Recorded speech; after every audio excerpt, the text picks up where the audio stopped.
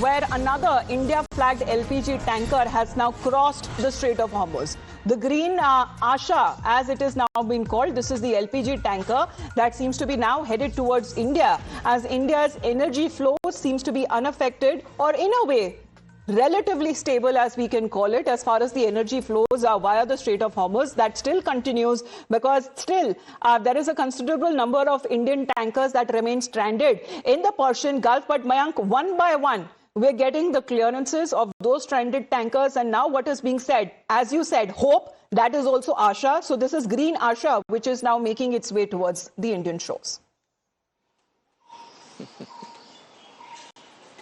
You have put it very nicely. The other point is, when we see there are certain countries which import fuel from that area, and there are certain countries which export from that area. So every side is affected in that regard. So if you see, and diplomacy has played a different role in terms of between whatever is happening between India and Iran. So I see it as a hope, and I see it as a positive movement. And let's hope that something is learned from the other sides also. But then this is what exactly is not happening.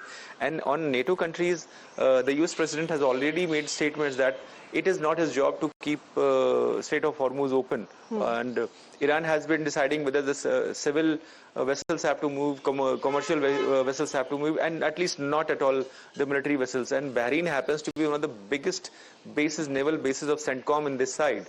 And so the effective control of Strait of Hormuz remains into the hands of Iran. And that is what the president of US has been stating, that unless it is opened, he'll keep his firing on full throttle.